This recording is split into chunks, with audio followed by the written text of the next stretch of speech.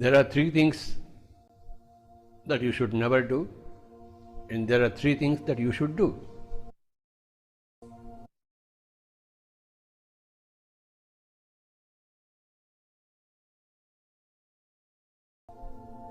This was my research. Doing that worship, that puja, see, you pluck a flower here and put the flower there on the statue. How dare you pluck the flower here? The plant is getting suffered because of you, and you are worshipping here, you are harming the God here, and you are trying to please the God here. What kind of a God are you? When you pluck a flower, that fellow is crying, the tree is crying. Why are you doing it to me? If you want to eat something, you can eat, but you are not eating. You are just plucking the flower, plucking the leaf and putting it here, doing Patri Puja, Pushpa Puja. No. The tree, the plant doesn't like it. How dare you do that? If you cut my ear and give it to Lord Shiva, will I like it? I won't like it. How dare you cut even my hair also you can't cut. My hair is my hair. How dare you cut my hair? Even if cutting my hair doesn't harm me, still you can't do it. Only you must take my permission. So, I am dead against puja. There is the first no. No, it means no. You want to do it, do it up to you, but it is not sanctified by Shastra. And my Guru also told me the same thing. Aham Brahmasmi, Tattvamasi. So all these three things, what Guru says, what Shastra says, and what my experience, my own personal feeling is, they all tally. So I follow what my heart is. As Richard Bach said, your only obligation in any given lifetime is to be true to yourself. I don't want to be true to you, or true to the society, or true to my Hindu religion, my brought up. No, I am true to myself. The only obligation in any given lifetime is to be true to yourself. So I am true to myself. I will speak what I want to speak. And the second thing is no meat eating.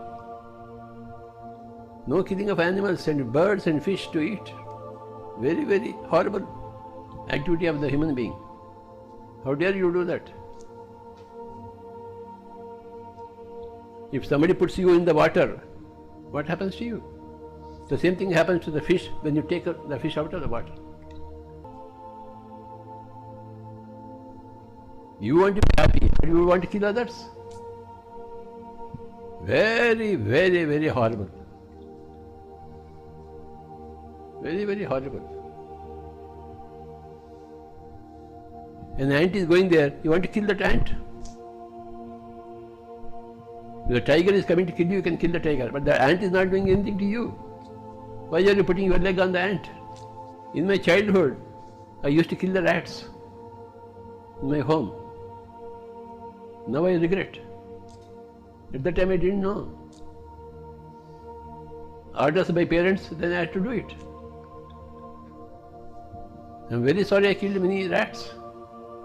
They were coming for their food, a few grains, and you are killing them.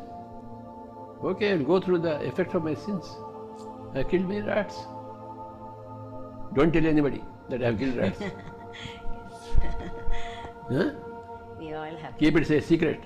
We all have done unknowingly. What unknowingly? Knowingly you have done it. You have searched for the rats and hit them. It was a big adventure. You felt victorious in killing an ant. There's a compulsion of the situation. I can never forgive myself for that. That always pinches me, even now. What to do? So, no killing of animals, birds and fish. You should never give trouble to any animal, any bird, any fish. Even if when you put aquarium, you are limiting the movement of the fish. You should not have an aquarium for your sport. So there are many things. For silk, they kill the worms. You want silk to kill all the worms, put them in the boiling water. Huh? Can't you have a cotton sari? Why do you want a silk sari? You want a silk sari? So I am dead against killing animals for food. Live on a tomato, live on a potato, live on an apple. So many fruits are there. Why are you killing animals? So the first thing is no puja, no worship. Second thing is no meat eating, no killing. And the third is no doctor. See, you have got a cancer because of yourself, and doctor is going to remove that cancer? No. You have to remove that cancer. You brought it into yourself by your stupid eating, by your stupid waste of energy. When you talk unnecessarily, when you think unnecessarily, you are wasting energy, and bacteria and virus will come and attack you because this body is the food for them.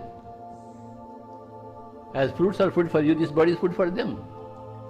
The tree is happily giving its fruits to you. You also give your body freely to the bacteria and the virus. Even after they eat, there is enough for you to have your body for you.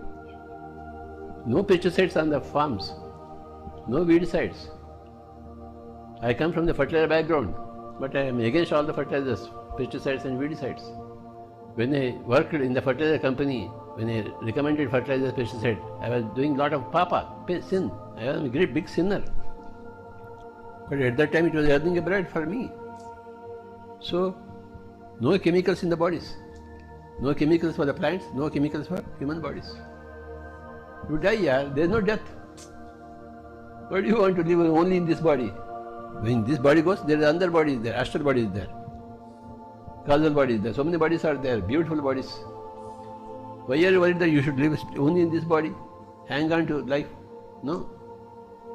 That is not spirituality at all. If you still see some tragedy in death, you are not spiritual at all. There is no death. In Bhagavad Gita, Vedavyasa says, Hato va prapsyasi swargam, jitva va bhoksyase mahim, tasmat uttishta kaunteya yuddhaya krutanishyah. If you die, you go to Swarga. If you win, all this is worse. Why are you worried about death? Na hanyate hanyamane sharire. When the body is killed, Atma is never killed.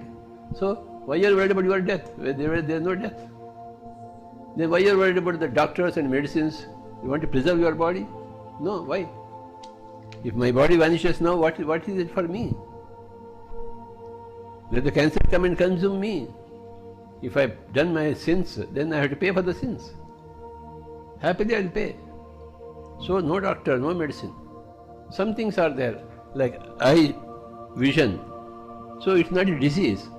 So I get my eye operated. Okay.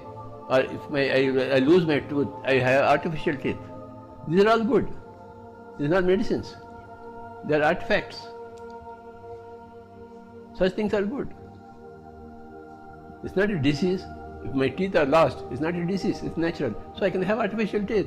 Why not use my artificial teeth? I am happily enjoying. If I don't have artificial teeth, all my teeth are artificial. If I don't have teeth, I can't chew anything, I can't eat anything, I can't enjoy my food. But with my artificial teeth, I can enjoy everything as I was enjoying earlier. All my teeth were going one by one. Doctor assured me, shall I pluck one? I said, no violence.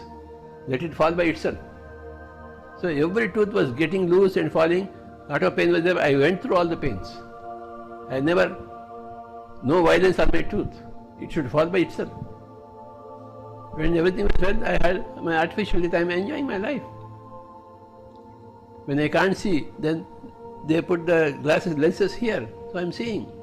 Okay. If you break some bone, you can have a rod here. So what? All those things are there. And for childhood. That is the beautiful modern medicine has given many ways. Take advantage of it. But for cancer, for liver, no way. You stop your non-vegetarian food, everything will be okay here. You do service to others, everything will be okay here. Take care of lesser, great masters will take care of you. If you take care of your neighbor, higher people, masters will take care of you.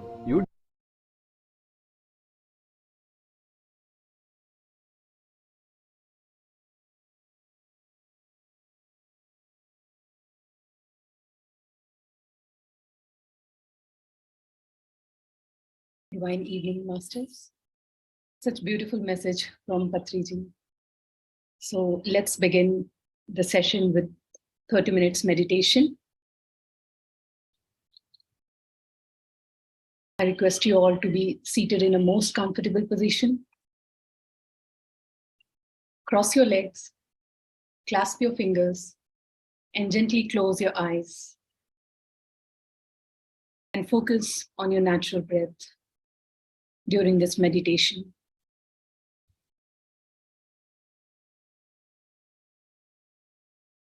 Thoughts may come, but just be an observer for those thoughts.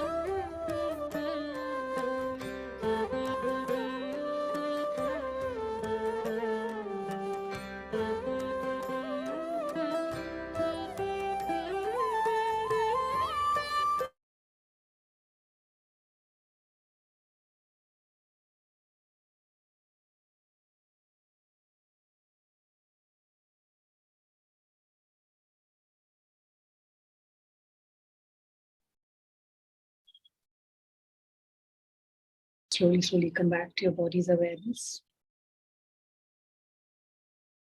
Observe your surrounding and open your both palms and place them over your eyes for 10 seconds.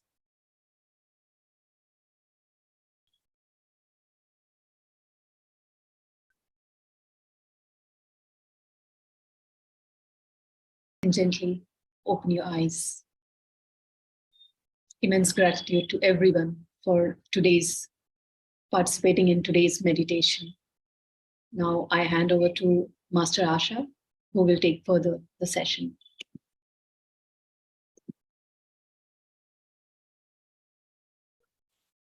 Atmavandan Masters, thank you for joining today's session. Today is day 6. Yesterday we had a very informative session by Smita, who spoke about diseases, and she spoke about how diseases progresses in stages and vitality and the science of vitality management. So today we have 2 different topics. First topic we will cover is about dense foods and how they affect our vibration and our health. And following that, we'll speak a little bit about the concept of healing crisis. So let's start. So as meditators and as people on the spiritual path, I'm sure that you know that food contains vibration. What we consume becomes a part of us, and the energy of what we consume definitely affects our aura and our energies, right? So through Kirlian photography, which was actually found by a Russian scientist, it has been found that foods contain certain vibrations which can be captured through photography. So here you can see that a food which has a lot of vibration in it, when it has been used in the raw form, that is as how nature has given it, it contains a lot more energy, it emits a lot of higher vibration, and when it is subjected to heat, when it is cooked or subjected to any other form of processing, it loses some part of that vibration and becomes lesser in its energy. So you can see on the left side is cooked food, cooked tomato and broccoli, and on the right side you can see the same tomato and broccoli, how it is so higher in vibration, right? So these foods, as I said, contain different levels of vibrations, and these are measured in terms of angstroms. So we never think about such concepts very often when we eat foods, right? So today's culture is about, grab and go, fast food, and we eat when we are on the move. We seek convenience foods which are so highly processed that they are virtually having no vibrational energies left, or they are vibrating at very lower frequencies. So if you see from this table, you can see that fresh raw fruits have the highest vibrational energies. So it seems logical, because if you see in the plant kingdom, the species which is highest in terms of its evolution is trees, right? So fruits are the product of trees. So automatically, when we are eating plant food, the highest form of energy carried in plant food will come from fruits. So fresh raw fruits contain the highest amount of vibrational energy. Then comes vegetables. Then comes cooked vegetables. So if you see fruits, they take a lot of time to mature, right? So for example, I have a mango tree in my home, and it started flowering in the month of late November. Now, by the time we get a ripe fruit, it will almost be end of May, right? So it is almost how many? 7 months, during which what is the fruit doing? The fruit is absorbing the energy of the cosmos, the cosmic radiation, the energy from the earth, the fresh air, all that, right? And the water from the earth. All this is being used and assimilated by this fruit as part of itself. So it is all these, many months of energies of the of nature which has been assimilated by the fruit. And when we eat that fruit ripe in its natural form, freshly picked, it is at its highest vibrational state. Next come vegetables. So vegetables mature faster. So they take typically 3 months to 4 months, and they mature faster, so they do not have so much of vibrational energy in them. Then comes cooked vegetables. By cooking or processing them, as I explained, we lower the vibrational content. Now coming to toxic foods, milk, cheese, white flour, cooked meats, all these are much lower in energy. And it is very logical, right? So if you see milk, we are not consuming in its raw form. We are pasteurizing milk and we are using it in packaged form. Whereas in nature, every animal would drink the milk fresh from its mother's breast or udder in the raw form. So milk today, as Smita explained a few days ago, it is a product of cruelty the way it is being made today, right? So it contains lower energy. The energy coming from milk, from meat, and the products of all these animal foods contain in them the energy of pain, of fear, of separation, and also all the chemicals fed into these animals which have been accumulated by all these animals. These animals have been separated from their own families. They have been confined for many years and months, and they are living an unnatural life, right? So they spend their entire life in servitude to mankind. So you can imagine that the products which are coming from these animals are also lower in vibration.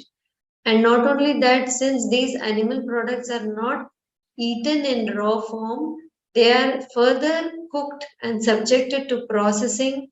And the worst kind of these foods are those which are processed in factories and coming to us. So all these are tamasic foods or energies of lower vibration. So you see that our human body contains an average energy vibration of 6,500 angstroms. And if we are diseased or having chronic degenerative diseases, it is even lower. So when we consume energies coming from animal foods, from refined foods, cooked meats, it is going to lower our average energy and take us further down. So how do we feel that? Is we feel low in our energy. We experience lower emotions like jealousy, anger, depression, anxiety, and physically also we start experiencing different forms of diseases. So we have to be very careful and pay more attention to the kind of food we eat. The more we eat of foods which are higher in energy, the more vibrant and healthy we become. And not just eating food mindlessly, but the way the food is prepared, the way the food is stored, the energy with which we eat the food, the way it is presented, and with the kind of gratitude we eat, all these also matter. So food is energy, food is life, and we have to pay a lot of attention to what we are putting into our body.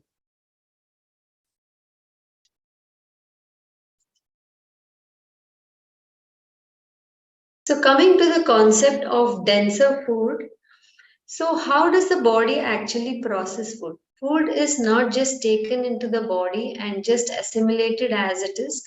As we said, the body is very intelligent, right? So it has many gatekeeping facilities. It is going to examine each and every food and decide what to do with it. So food has a memory also, which our body carries, which our body recognizes as whether it is food or not. So we have all taken many thousands or millions of years to evolve with nature. So there are certain foods which every species can recognize as its own food. So when we put in a food which is not our own food, and moreover it is dense in its in its form, then the body has to expend more energy from within. It has to take more energy from its own vital reserves, from its own prana shakti, in order to process that food. So that food will undergo decomposition, and then the body will examine the constituents of that food and then assimilate it. So you can imagine that the more dense a food is, the more energy, the more heat will be utilized by the body to break down that food, examine that food, and then digest it. So for example, let's take an example of a fruit, right? For example, um, let's say a mango. So when a mango is eaten, the body knows what it is. It has gotten used to understanding that a mango is the natural food of our species. So all that it has to do is just break that simple food into constituents and then absorb it. Now, if you take something like a mango jam, that mango jam has been created by not only breaking down the mango by cooking it, but additional things like possibly sugar, preservatives, maybe some pectin, all these things, colors have been added to that. So now you see that a simple ingredient has become complex now by the addition of 4 or 5 more ingredients. So it is additional work for the body. How about highly processed foods? Like let's say a burger which contains wheat, right? The wheat has been baked into a bun with the addition of certain other chemicals, preservatives, yeast and all that. And then along with that, there is a burger patty which is probably made from meat, which itself is a complex food, right? Animals are higher in the food chain, more complex beings. So that animal food itself has been further processed by addition of spices and probably other chemicals, fats, oils, preservatives, and I don't know what else is added to that, and further cooked to make that patty. So you see more complexity. And then added to that, there may be a cheese slice, which is again an animal product, which is made from milk, which has been further processed to make it um, denser in the form of cheese, and certain other chemicals are added to the cheese. So that is another complex product. And then maybe the only uh, plant food in that is the lettuce or the tomato or the onion, which is added to that. So you see how many levels of complexity has been added to a simple thing, which we think as simple. Maybe it is only of this size. So we people say I only ate a small burger, right? But when you see the levels of complexity added to that, it's a lot more. So the body expends a lot more time and energy in order to break down this food. That is why when we eat dense foods, we feel more sleepy and we feel more tired, right? Because the body has redirected its energies in order to process that food. So every time food is put into our system, remember the body doesn't have a fridge. It has to immediately process that food. Otherwise, that food is going to ferment inside and get toxic. So a majority, like Smita explained, 85% of our energy is now channeled towards digesting that food. So the more dense a food is, the more complex it becomes for the body to process it. Even foods like alcohol, which is a highly processed, highly refined foods, right? So basically, it is a combination of a fruit or something else, and in addition, a lot of chemicals, and then it has been kept for a long time, where it has lost its vital energy which it carried. All these things take a lot of time by our body. So you see from this picture that we have to eat less of the more acidic or the more dense foods. The colas, the meats and the dairy, the packaged foods, all these things, right? So the grains, coffee, tea, beverages, dark chocolates, heavy sweets, even nuts and seeds, which are dense, which have less water content in them. Nature meant us to eat all these in less quantity. Even nuts and seeds, they are in hard shells, right? So they would take time. If we were actually in nature, these nuts being inside shells would actually have taken time for us to shell them and eat them in large quantities. Just the fact today that in supermarkets you can buy big packets of all these nuts and seeds doesn't mean that we can eat them in big quantities and enjoy health. So we should eat foods which are lighter, which have more water content in them, and hence more alkaline. The fruits, the vegetables, the greens, all these things are lighter to digest foods. And people who have been fruitarian for a long time or who have been on raw foods for a long time describe that they have uncomparable energy and they feel so light. Their emotions are of finer quality. They feel lighter in mind also, and they also enjoy the spiritual practices which are of higher quality also. So we have to base most of our food coming from natural sources, eaten in natural form, and from the fruit and the vegetable world. Sorry, the other way around.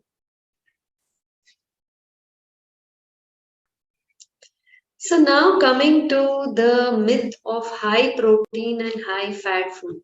So today we have been fed this story that the more dense and the more energy rich a food is, the more energy we have and the better it is for us, whether it is sports persons or growing children or even people who are older and who are going through some health issues. They have been asked to consume more fat, more protein kinds of foods. There are many kind of diets like keto diets and high fat, high protein diets which are very detrimental to the human body.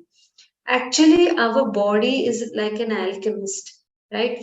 Not just our body, every living organism in nature can consume natural elements and make what it desires.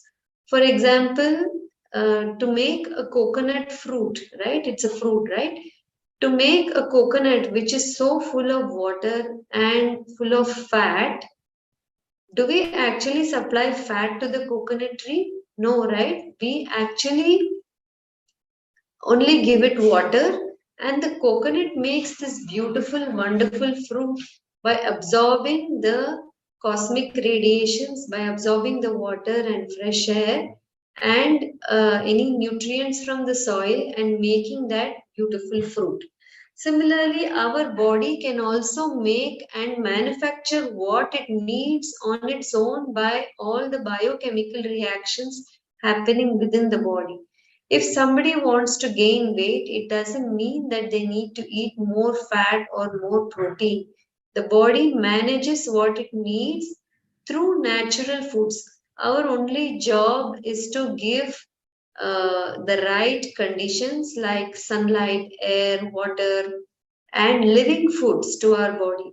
And using these, the body, like an alchemist, it makes what is needed. So we don't need to supply extra from outside and overload our body. So when we eat excess fats coming from oils, whether it is refined or cold pressed oils, the curd, the cheese, the butter, the ghee, all these things, thinking it is good for us, not only us, but we are feeding a lot of these to our children, due to which our children today are also going through obesity and other health issues. It causes a big load on the liver. This is one of the main reasons for fatty liver. And these animal fats, especially, they are high in cholesterol. So cholesterol is a kind of fat which comes from animal products. It is made in the liver. Hence, only animal products have cholesterol. So when they get into our body, right, they get deposited in the tissues, especially in the inner lining of the blood vessels. So the blood vessels start getting narrower and raises the blood pressure of the body. Then these fats also cause insulin resistance. They do not allow the insulin hormone to work properly so that the sugar or the energy which has been obtained after digestion cannot enter the cells and provide the nutrition to the cells. Right? So even oils are one of the highest density foods on the foods which we consume, right? So all these things are going to cause the blood to become sluggish, the blood to become overloaded with fats and toxins because they do not have any fiber, right? So fiber actually slows down the processing of these high dense foods and fats causes the fats to be released slowly into the blood. But when we are having all these refined foods and animal fats without fiber, they cause blood sludging. So blood starts flowing slowly. It cannot reach nutrition to all the cells. It reduces the oxygen content in the blood, and then the cells, like, they scream for nutrition and help. So it is this is nothing but what we feel as pain. So the pain we feel in different parts of the body is one of the main reasons is coming because of the consumption of overconsumption of high density foods.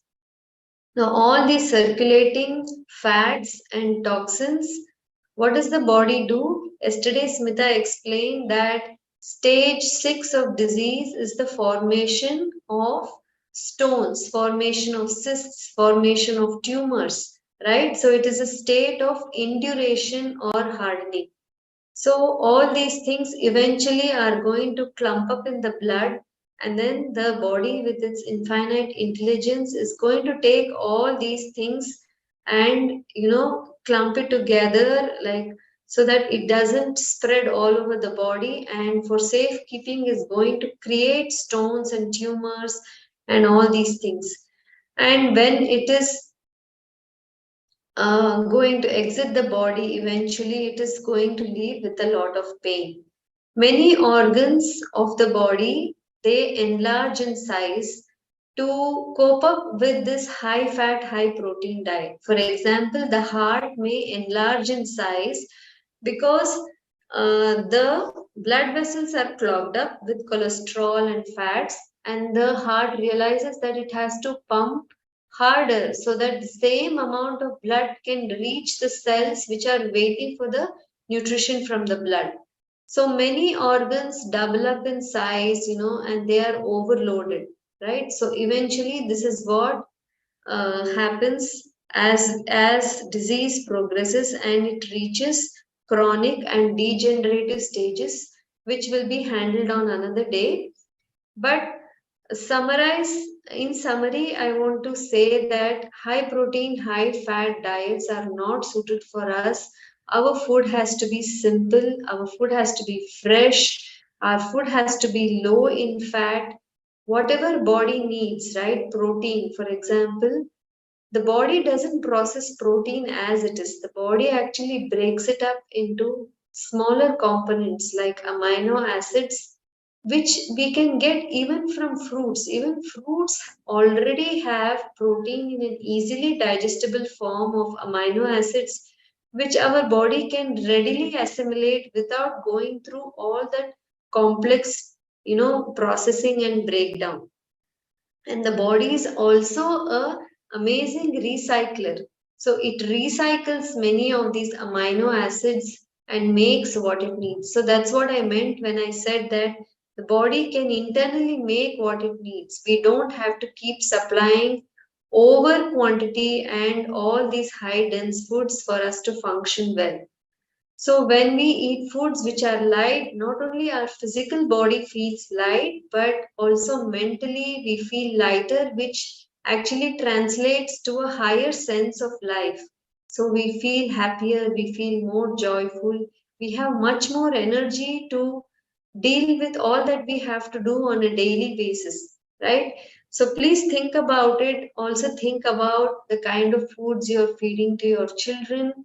Children do not need to be fed with high density foods. Maybe they need a little more calories than adults, but feeding them with processed foods, milk, cheese, butter, eggs, all these things are going to slow them down also. They are born with amazing mental capabilities, spiritual capabilities, all these things.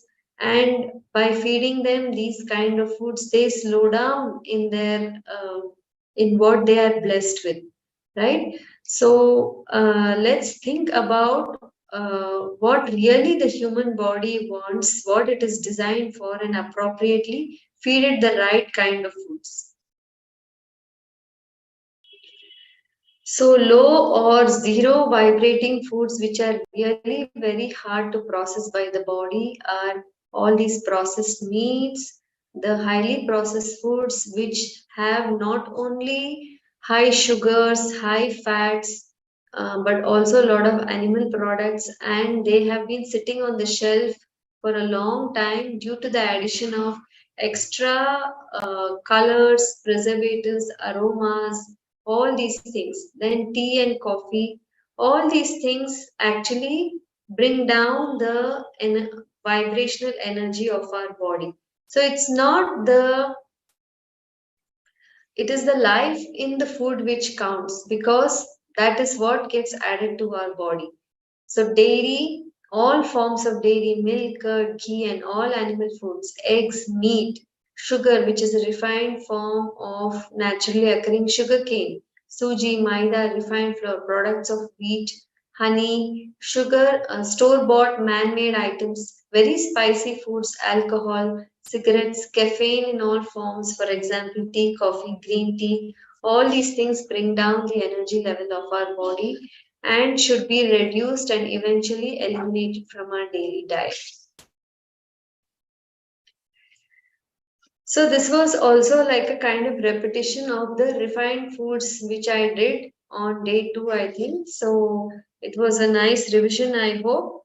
So let's work on alternative recipes for all these dense kinds of foods. Let us look at how we can also change our old favorites and make it in a healthier way. All that information will be shared in the following week, in the next week. So now we go to another important concept called the healing crisis, right? So healing crisis is not actually a crisis per se, but actually it is the way by which our body moves from a more chronic state of disease to a better state of health. So how does the body heal itself, and how does the body start getting better from a state of disease is what we will learn now. So on a daily basis, we all clean our homes, right? So we may be, because we are so busy on a daily basis, so we may just be doing maintenance level of cleanliness. But on special occasions, for example, Diwali, or on days when we have more time, or in the weekend, we may decide to do extra deep cleansing, right? So we may be sweeping under the bed, behind the almirah, or take out all the old stuff from our kitchen shelves and then do some deeper cleansing. In the same way, our body is also detoxing and cleansing itself on a daily basis. On day 1, we learned that the body is self-healing and it cleanses itself and throws out the toxins through the lungs, colon, and the kidneys, which are the primary eliminative channels of the body. So the body is doing daily cleansing and housekeeping as a means of self-preservation of life. But what happens is, due to the wrong lifestyle we lead, the emotional ups and downs we go through, or the pollution coming from the environment, or maybe some life events have happened due to which the body has lost energy. So Smita spoke about this as stage 1 of disease, right? Enervation. So the body doesn't have enough vital energy to do the daily housekeeping effectively. So what happens is, slowly these wastes get backed up in the body, and slowly the waste level keeps going up little by little every day. At some stage, it may come to a stage where it may be too much, where the body senses a danger and the body decides to start a more deeper cleansing, right? So this is the intelligence of the body at work. The body decides that a deeper cleansing, a more faster elimination process has to be started, so that the threat to life, or the vital actions of the body are not stopped. So what happens is that the body opens additional gates in addition to the lungs, colons and kidneys and the skin, which probably are now overloaded and saturated with toxins. The body opens additional gates in order to flush the toxins. So this can be through the mucous membranes, which is the mouth, throat, nose, eyes and ears, anus, genital organs and the nipples in the lactating female. So these are additional exit points which the body has in order to throw out the toxins. So this is what we experience. So when the body throws out toxins, for example, through the throat or the nose, we experience it as cold and cough. Sometimes there may also be elimination from the eyes whenever we have allergies, or even when we have a cold, the eyes are also inflamed and start being watery, right? Many people also eliminate waste through the ears. So there is a ear infection or pus coming out through the ears. All these things are actually what is known as a healing crisis. That means the body is trying to restore homeostasis and it is doing deeper cleansing. In some cases, the body's metabolism may also be higher. So the body has gone into a more frenzied action. Body has risen the temperature inside so that older toxins may be liquefied and thrown out. So this is what we call as the mechanism of fever. So all these are things not to be feared, to be suppressed by medicines or through any other forms, but to be celebrated because the body is now doing deeper cleansing. So healing crises are nothing but colds, coughs, sneezing, diarrhea, loose motions, even certain eliminations which happen through the skin, like itchy skin which erupts suddenly. For example, pox fevers, right? Smallpox, measles, all these things are not happening because of external germs or viruses, right? All the seasonal flu, they are not happening because of germs or viruses, but these are body initiated in order to reduce the toxic overload inside the body. So healing crisis means a deep cleansing is going on, right? So we have to understand this and celebrate this vital action of the body.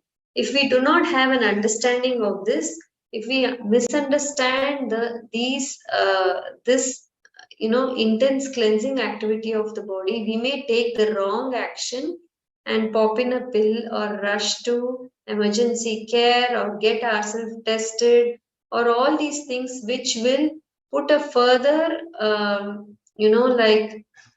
break on the body's cleansing action, and either the body will stop the cleansing or it may get even worse because we have now interfered with what the body was trying to do. So do not panic or worry. The body knows what it is doing. Self-preservation is built into each and every cell of our body. So we don't have to worry about it. The right action is being taken by the body. All that we can do is patience, watchful waiting, and supporting the body. So offer gratitude to this wonderful intelligence of our body and just take rest. Rest is the most important factor in healing. Rest can be taken on 3 levels. Excuse me. So we call it the 3 P's of rest. So physical rest, that means the moment you sense a fever coming on, just go to bed, keep yourself warm, open the windows, and just take some physical rest as much as your body needs. Second is psychological rest. Avoid worries, panic, arguments, or any stresses of any kind. If you have, if you've got to work, it is better to apply leave. It's better that kids don't go to school, because a lot of energy which the body needs for cleansing will be taken away by mental work, right? So we want to conserve as much energy as possible. So better to stay at home and better to take rest. And the third one is physiological rest. As we know, a lot of energy is needed by digestion. So we have to decrease the digestive load on the body at the time of a healing crisis and allow the body to focus entirely on cleansing. So the best is to be on a liquid diet, whether it is water or juices or at the max juicy fruits or coconut water. This is the best thing to be followed during a healing crisis. And rest assured, the body is doing its job. If a healing crisis is handled well, if it is followed as per the nature cure principles, like I spoke about, within 3 to 4, maximum 4 to 5 days, the temperature will come down on its own, because healing is automatic, right? The storm will pass in a few days, the mucus secretion will go down, the coughing will go down, and the fever will stop, and the body temperature will come back to normal. So healing crisis is a very important part of health recovery. It's a very important concept of nature cure. Actually, we become healthier after a healing crisis, because the toxic burden in the body has been removed by this deep cleansing which happened. So we go to the next level of health after every healing crisis, right? So Smita will be explaining more about this when we go to acute disease, chronic disease, and degenerative disease, which I think comes up day after tomorrow or tomorrow. So then we will explain more about the role of healing crisis and how healing crisis moves a disease which is more chronic, more difficult to solve. It moves it into a easier to solve disease. So to give an example, right? For example, my father was going through, was having diabetes for many years. So we started him, he was taking medicines for many years, and we started him on a plant-based diet, on a nature cure lifestyle with sunlight, proper rest, air, lot of raw foods, no oil, all those kind of stuff. So what happened that his body was able to conserve a lot of energy. And now with the conserved energy, the body is looking for opportunities in order to start deeper cleansing. So it's just like, when let's say you want to buy a house or you want to buy something, you're going to keep saving money at every opportunity, right? And once you have enough money in your savings bank, you're going to go ahead and buy, whether it's a house or a vehicle, or maybe invest in something else, or maybe you wanted to do a course, right? Whatever it is. Same thing. So now the body, with the conserved energy, decides to go into deeper cleansing, right? Remember that every degree of heat which the body needs to rise, needs to increase, will take energy, will take the inner prana shakti of the body. So once enough energy is conserved, the body has an inner calculator. It calculates that, okay, now is the right time to raise a healing crisis. So my dad had a fever, and the fever went on for 3-4 days. So during that time, he had also some cold, and he had in elevated temperature. So I put him on just water, and if he was feeling like something else than water, he used to take some diluted fruit juice and all that. And he also had some eruptions on the skin, which was basically the medicines being thrown out through the skin. So everybody kept calm at home. I was explaining to him what his body was trying to do, and after 4 days the fever, anyway, after 3 days the fever was coming down, and by the 4th day the fever was completely gone, and his sugar levels came down to normalized levels, and he started feeling hungry after that, and he started having more energy, right? So you see that every time some cleansing happens, the body experiences more energy and chronic diseases get reversed. So when people have been in a chronic state or a degenerative state for a long time, they may go through multiple rounds of this healing crisis. So this is the only way to get better, right? We have to go through our karma of whatever we have done to our body. We have to bear all these healing rounds which happen in our body. We have to support it. So if we understand this mechanism, we can do it with more gratitude and happiness. If we don't understand, we will be in panic, we will get scared, and we will not know why these repeated fevers, why these repeated crises are happening, and we may be suppressing it. So education is very important, education over medication. So let's understand this. So next time you have a fever or a cold and a cough, tackle it the right way by taking plenty of rest, liquid diet, and taking time off from work. So only the first time will probably be a bit worrisome for you, but once you know that the body heals spontaneously and automatically without the need for any external aid, you will get the confidence to heal, to handle it better and better every subsequent round.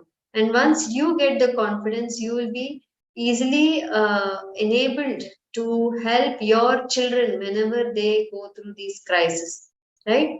So I hope this was understandable. What is a healing crisis and what are dense foods? All these things are what I wanted to cover today. So thank you for listening, and now we are open to questions. Asha, there's a question on the chat. Ma'am, can we heal gallbladder stones and kidney stones with plant-based food? What is the diet plan? Yes, it is possible. So stones are basically a stage of induration. So it is an advanced stage of chronic disease. So it will require a lot of energy conservation. It will require you to move to a high raw diet, to make changes to your lifestyle, to slow down, to to connect more with nature, to also mentally work on yourself. So all these things along with plant-based foods is going to conserve energy, and the body is probably going to initiate a few rounds of healing crisis, and the stones will eventually be autolyzed or broken down by the body, and it will leave through the usually through the kidneys, through the urine. So it is possible. It may cause a little bit of pain, but many people have done it. So there is no need in many cases to go for any kind of surgeries or laser treatments, because the body is capable of handling it. And all these treatments, right, they are temporary, because if the cause, which is the high fat or the high protein and enervating lifestyle, is not corrected, the stones will reform again. Correct. Sanju, can you please unmute yourself? Yeah, hello. I have 3 questions. I'll keep it short and quick. So one is gymming. I heard from one of the nature cure practitioners that gymming is not good because there's some positive, negative energy that there'll be a conflict, and so it's not a good thing to do. So I was recommended yoga instead of that. And second question is about the laser hair removal, right? So is that okay, or it's harmful for the body? And last question is hair coloring. Is there any natural hair colors that we can use? Thank you. Yeah, thank you for your question, Sanju. So gymming, as long as you listen to the voice of the body, voice of the organism, and you do it in the right way, and don't overwork as a overdo it as a means of punishing yourself, then it is okay. But the first step will be to hydrate your body better by eating the right kinds of foods. Very often, when the body lacks energy, when the body is dehydrated, if we do too much gymming as a means of compensating for bad foods, bad lifestyle, or because you want to achieve results in a certain amount of time, and in addition, people take all these protein powders and all these supplements, it can become dangerous, and it can cause more harm. So, exercise as a topic is going to be covered in more detail one of these days by Smita. So, she will answer your question in more detail about gymming. Now, the second thing was about laser, using laser treatment for hair removal. Yes, so it is definitely harmful to the body. We are all mammals. We have hair on our body for a reason. Hair also is a means, for our body to conserve heat energy, right? So when laser treatment is used, heat is used to burn the hair follicles. So yes, definitely it does cause harm to the body. Next one was about hair coloring. Hair coloring, if you are using chemical treatments, it does weaken the hair, it damages the roots of the hair, and it opens up the shaft of the hair and exposes it, making it prone to hair fall. So I would rather say enjoy the natural color of your hair, whatever be your age, embrace it. But if you would want an alternative, probably you can go in for henna or any other natural forms. It has also been seen that people who have premature graying hair or falling hair, once they shift to this kind of natural lifestyle and natural diet, the hair does regrow. Gray hair can regain its pigmentation and turn blacker. So it is always better to go the natural way. The hair is, any skin or hair problems are indicating to us that we need to make some changes in our lifestyle. So growing of hair or hair pigmentation, so these are least priority items for the body. So when this has happened, it means that already a lot of energy loss is happening from our body, and we need to take action to conserve more and more energy so that this energy, whatever is left, can be redirected by the body to grow hair or to get the hair to become black again. So I hope I answered your questions. Asha, there's a question. It says, if one is falling sick often, does it mean that they have better immunity or low immunity?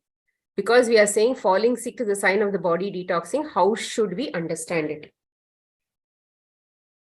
See, the body will never raise a healing crisis unnecessarily. So falling sick often doesn't mean that it's a good thing. it can mean one of the two things. It can mean that, there are a lot of toxins in the body which have got accumulated and you're falling sick again and again. The body is raising these fevers again and again so that it can clear out this old quota of toxins. It's like a clearance sale happening, right? Another reason can also be that uh,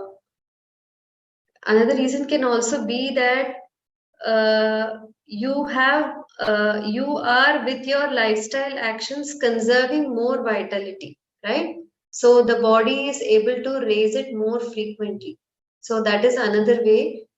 So sometimes when a cycle of fever has not been handled properly, for example, I got a fever today. Okay, I have an important meeting tomorrow. I have to go for the meeting. So I pop in a pill, or I don't take rest and I travel and I attend the meeting. So a lot of energy has been drained there. So the body may decide to stop the fever because obviously the body has now got to redirect its energy to meet whatever you are asking from it. So this cycle of fever has been suppressed, right? So at the next opportunity, whenever you conserve energy, whenever you are in a relaxed state, the body will raise the fever again, right? So anytime the cycle of fever has not been allowed to finish its job, it may keep coming back again and again. Anything else you want to add to this, Smita?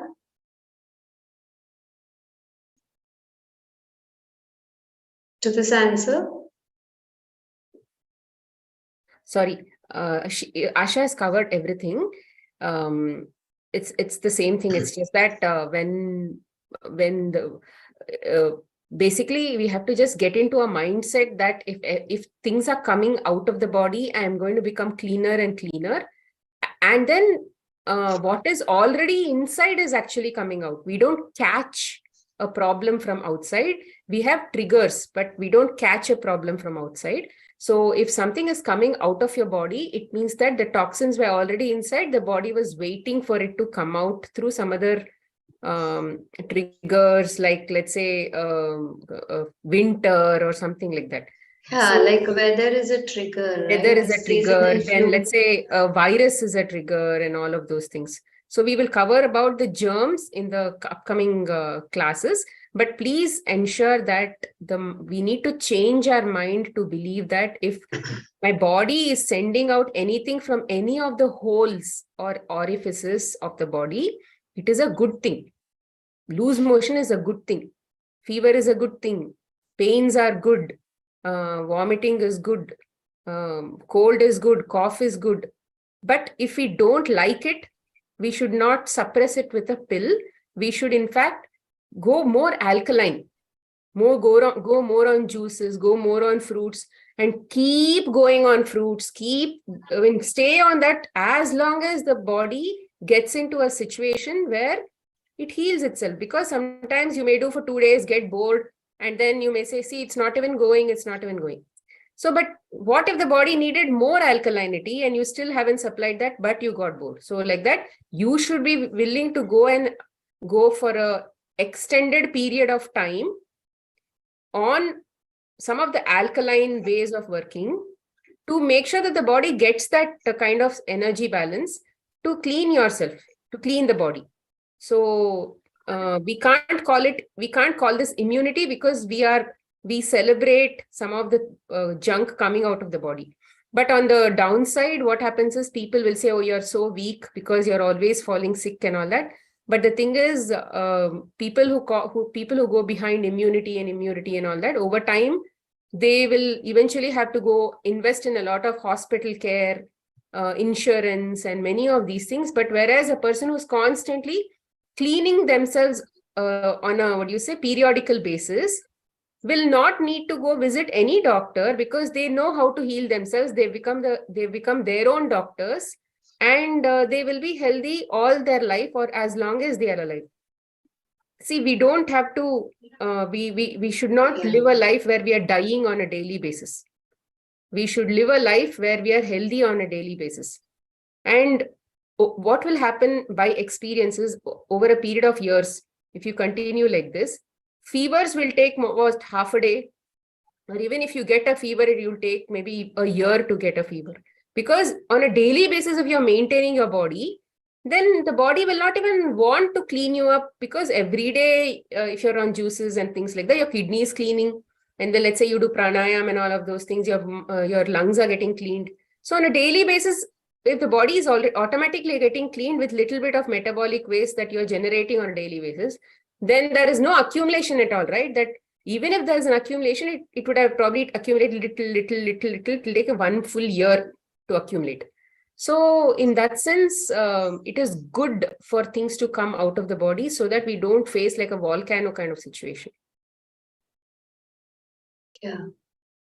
Thanks for explaining, Smita. So there's one question on the chat. I thought we should answer it because maybe people on YouTube, listening on YouTube, they can't see the chat, right? So there's a question about whether fruits will cause diabetes because of the sugar in them.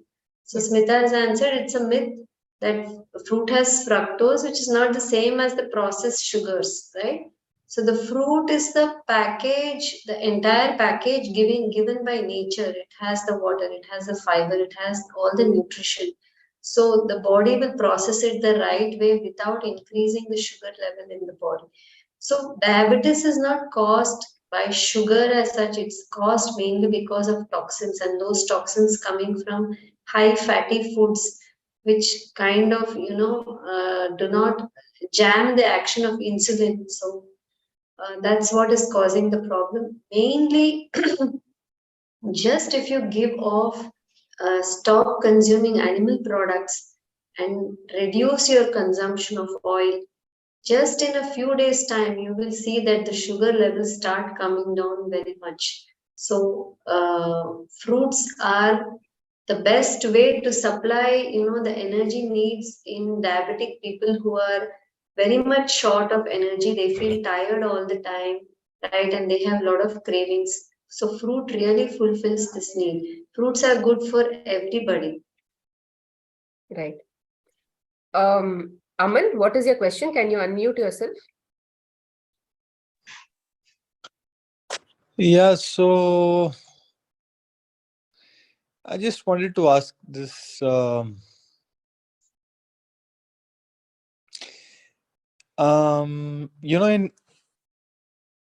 of course we are we all have here. I mean, you guys have told that you personally you've gone through and it failed you, like Ayurveda and all. But there was this process in Ayurveda which I tried because of several years back because of my health issues, where they make you drink a lot of ghee, which is, really, it starts off from 20-30 ml and goes up to 200 ml a day.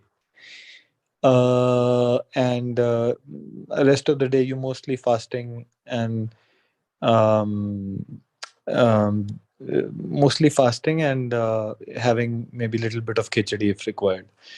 So, and I was measuring my cholesterol and because I was scared of doing it.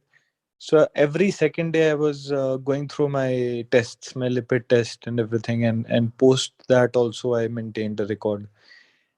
And I still can't seem to understand why my triglycerides came down from 560 to, below 200, and good cholesterol improved and bad cholesterol came down, and everything else seemed to normalize, and I Your answer is in your question only, Aman. felt more energetic.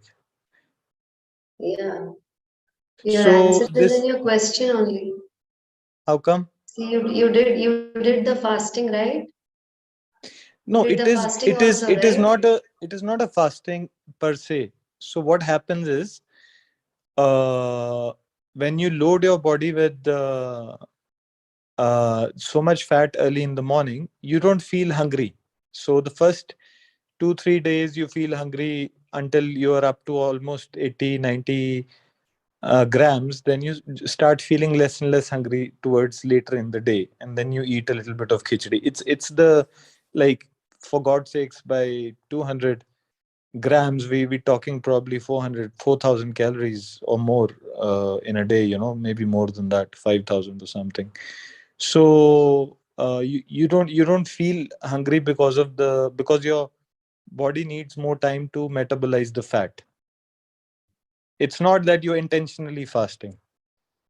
Yeah, but you have reduced your consumption of food. You are eating simpler foods, and No, hence that your I'm body is telling you, conserving energy. I See, no there no are I'm many other schemes, right? Where no I'm there saying is. I'm having, as per you, the most complex food on earth.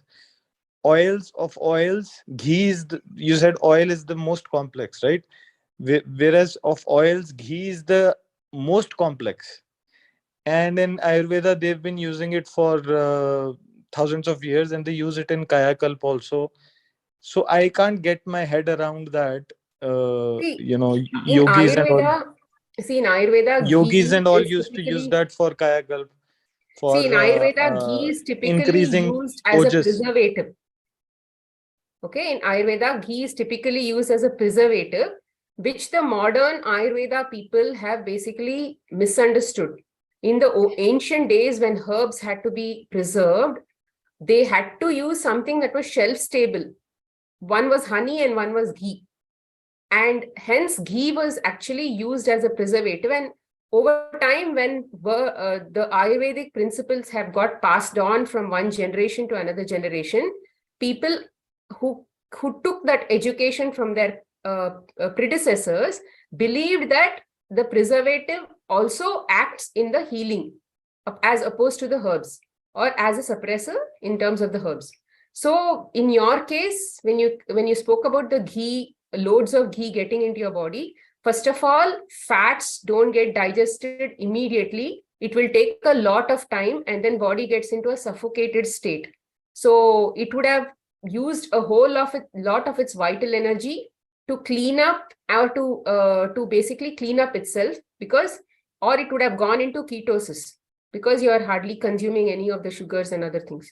So body uses fats, and then the liver would have overworked itself. In many of these principles, when you continue to go through this for a longer period, that is when you'll actually see detrimental effects, because that whatever you did for a few days would have already loaded your kidneys and blood with a lot of fat, and that you won't know until you continue to keep doing it, because body has a lot of these fail-safe mechanisms, secondary processes and all that. So we don't immediately die when we do anything that is detrimental to the body, whether it is alcohol or whether it is high fat or anything. And people who advertise for short-term weight losses or short-term health gains or anything, they always know that we can see benefits in the immediate period, immediate few days, or immediate whatever, 5 days, 10 days, 1 month or whatever, but they will not see that long-term effect over a period of time. So by that time,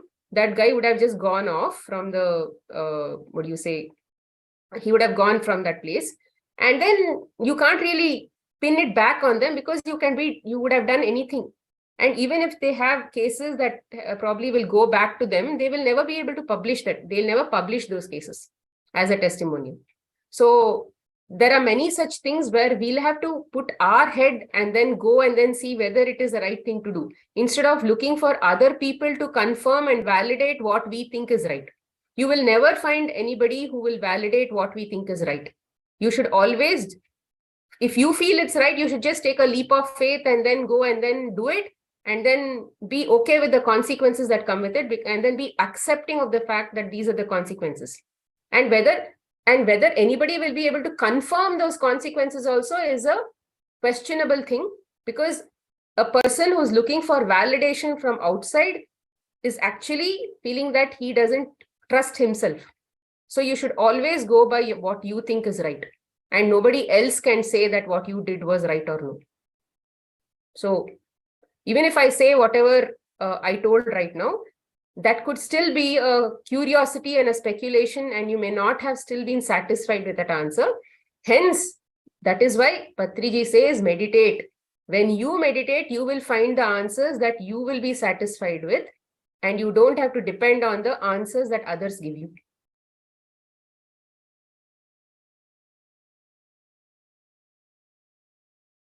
The best way to live our life is to tune with our own intuitive mind.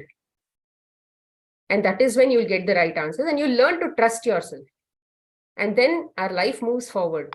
Otherwise, we will never be able to move forward as long as we have this mind which is constantly trying to, what do you say, doubt life happening in front of us, or whatever choices we make in life. Every choice we make in life is always the best thing in our life. Sorry to interrupt, Smita. I have another coachee waiting for me. It's a bit serious case. I need to go. Okay, sure, Asha. I think I have one more question. I'll handle that, not a problem. Yeah, thank you, masters. See you all tomorrow. So there's one more question. Can we boil the veggies like carrot, beets and eat and drink water? Does it have the same benefit as consuming raw? So cooked is cooked, raw is raw. Cooked is like, Asha showed that first slide, right? Where there are, the energy component of the food reduces after you actually cook it because you've taken the food through fire. Food is also a living being. And if we go on fire, what happens? We burn ourselves and then we'll end up in the hospital. Similarly, those vegetables also will end up in the hospital. They'll be in that condition. So it is not the same as consuming raw. But then we eat it because of pleasure. We are not eating it because of thing. So typically, why we started eating cooked food is because over a period of time, humans moved on from eating raw. They moved on from their natural tropical habitats to moving to non-tropical areas where there was no food supply. There was no, wherever there is water, you'll get a rich supply of food. Wherever there is no water, you'll not get a rich supply of food. So they had to just eat meat or eat whatever was found. And then when the temperatures were very, very high, there were forest fires, and then they just started to understand how to work with fire and all. They learned how to cook. But it's just a curiosity, because today if you get a new skill, let's say, for example, fermentation. Fermentation is a new skill that has come that came in the market over a period of time. So people went to ferment everything that they had, because there is a lot of joy in creating anything. Then we should not say that, oh, they created the wrong things because fermentation is bad. You could just say that, oh, people were just being creative. They were just exploring their creative side. But then it's your choice whether you want to eat it or you don't want to eat it. So like that, everybody will continue to keep cooking, but doesn't mean that it may always be right for your body. Somebody else with a very high vitality may be able to eat cooked food all their life and be okay. Somebody with a low vitality may not be able to eat even, let's say, one curry. They may need raw food only. Who knows? So it just depends on person to person basis. So it is not the same. To answer your question, it is not the same. Yeah. Okay, so I think we've answered all the questions. Can diabetic have coconut water? Sorry? Can a diabetic have coconut water? Yes. They can have coconut water. Plenty of coconut water. We have two more hand raised. Yes.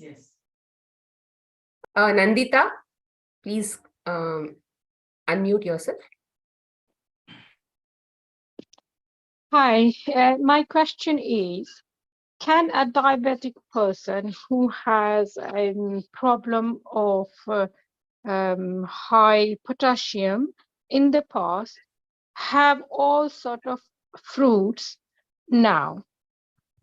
See, many of these issues where they talk about potassium, where they have a kidney degradation or something like that, they ask them to avoid. But majorly speaking, the natural fruits, when done right, by removing fats from their diet, and then by drinking a lot of vegetable juices and tender coconut water and all of those things, those will actually balance the whole system over a period of time. Even if they don't eat potassium-based foods, let's say even if their kidney is not able to handle it, assuming it is not okay, it is not right to think like that, but even if they avoid and then work on the other aspects and then also include these things, like banana, etc., it should still be okay. But whatever is believed in the medical industry,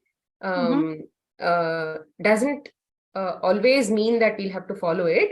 We'll have to just apply our own logical brain. And then if we are able to resonate with natural hygiene, we'll be able to reverse diabetes, which is not possible in the medical industry. Diabetes is a lifelong thing in the medical industry, whereas if you follow a natural hygiene principle that we are discussing here, it is reversible, which means a person can get off all their medications and live a maintain their lifestyle and use the foods that we are trying to teach here as medicine. I hope that answers. Thanks. Sapna, architect.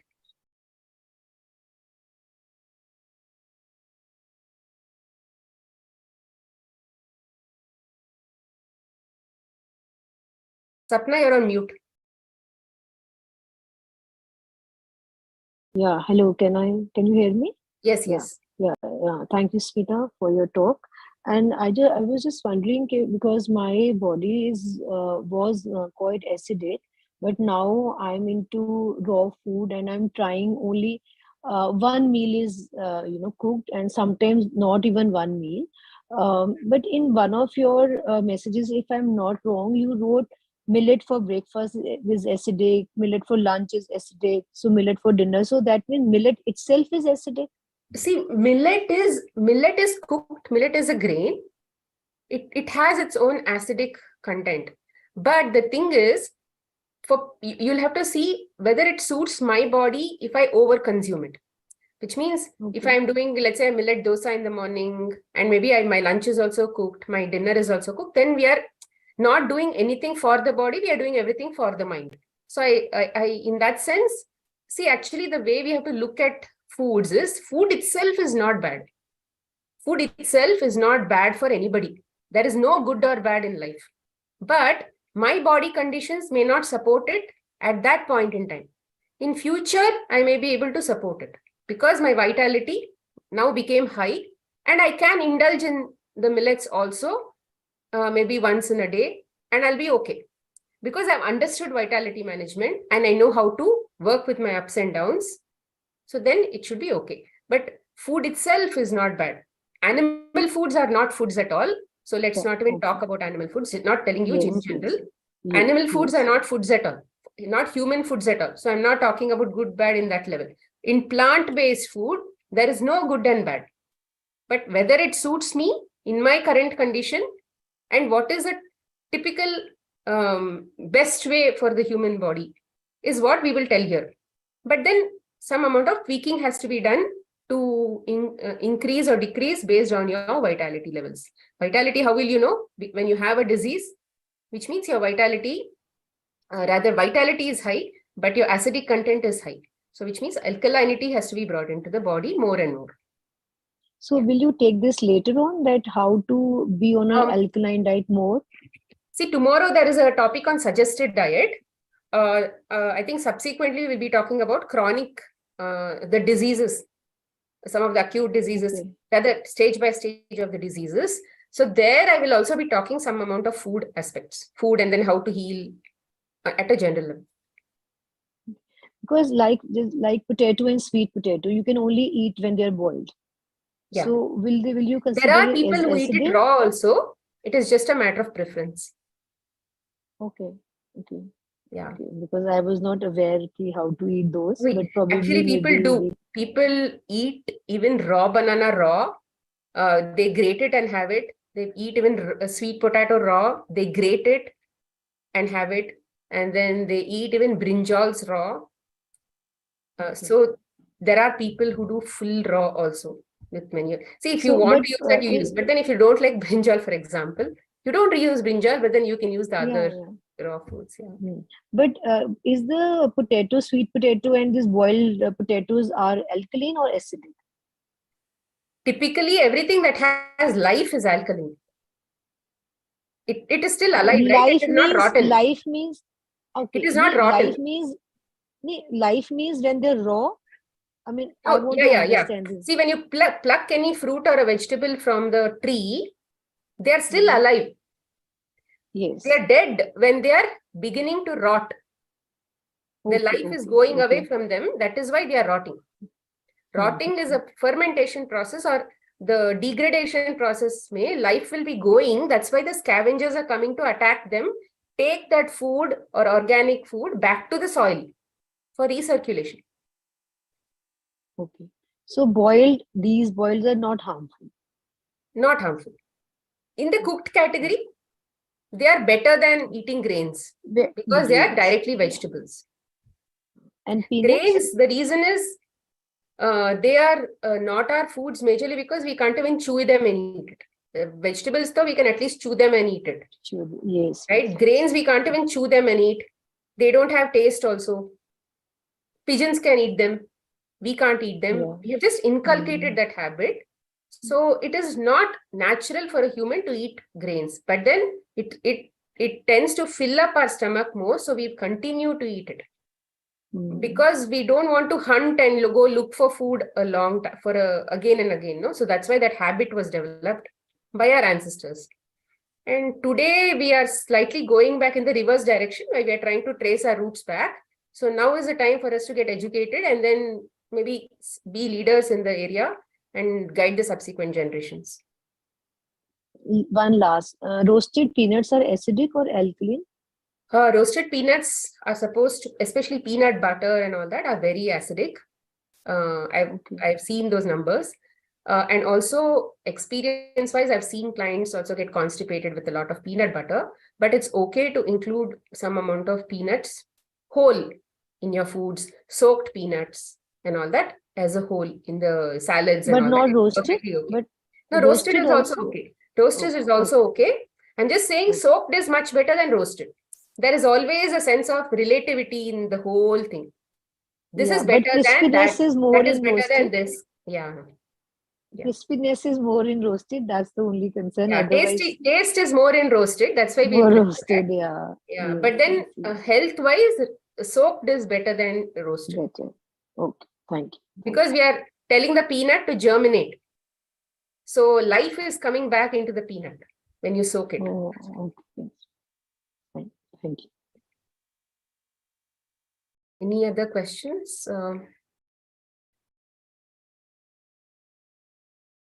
Nicely said, we should not have feeling of dying on a daily basis. Instead, we should have a feeling of living on a daily basis. Okay.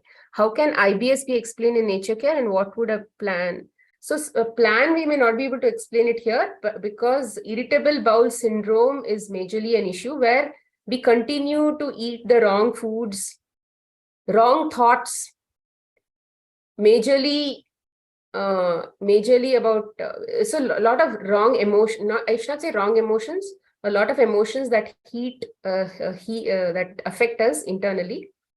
So all of that put together will irritate the colon, and constantly people will want to go and then excrete or pass balls. So it is just an irritation. So which means it is at the inflammation stage of the disease. So the only way is to majorly eat raw foods, cut down all kinds of animal foods. Even then, animal foods though is anyway given in the entire in all this entire course. Animal food is anyway a no. But apart from that, also in these cases, it's best to stay very high on juices and fruits and all of those things to majorly ensure that if you have a wound, what happens? It is like the colon has wounds inside. So when the wound is here, you can't keep putting masala and all of those things on your hand, right? Here, if you have a wound, you won't put masala on your hand and say whether it's burning. So if it burns for your mouth, it burns on your colon also, but you can't feel it. So you should think that your stomach or your colon has wounds. It is all red. It is like a burn. Okay, so that is why you have to treat it like a baby, and slowly it will heal. So if you're allergic to nuts and seeds, I think it was covered in one of the days by Asha, second day or something, it was covered, first day or something. So she had made it clear that initially when you're sensitive to nuts and all that, it is majorly because of the toxic load on the system. But as and when the body detoxifies, they will be able to include that in the subsequent periods, but it's best in those detoxification periods to avoid something that, let's say, causes problems in the body. Problems in the sense, I'm talking about, let's say, rashes or something like that. I'm not talking about, let's say, if you have a loose motion, or let's say if you have a bloating or something, that will anyway, that is not allergy. It is because of the condition of the gut. Sprouts also is okay. Definitely. Moong sprouts, moth matki, all of those things are okay. No problem. It's a raw thing. Sure. I have wheezing problems. So again, yeah, wheezing problem is also something that can be eliminated. Do the diet, continue your emergency care, whatever is your inhaler and all of that, because it's a issue. Initially, you can't remove the inhaler, but slowly, as you increase the diet, your severity of the attacks will go down, and the frequency of the attacks also will go down. And you will only get the confidence to remove your inhaler. Until that confidence comes, please don't remove your inhaler. And then over time, just follow the diet. Diligently keep following. Within 1 to 3 months, you will definitely see progress. Okay, fine. I think we are done with questions.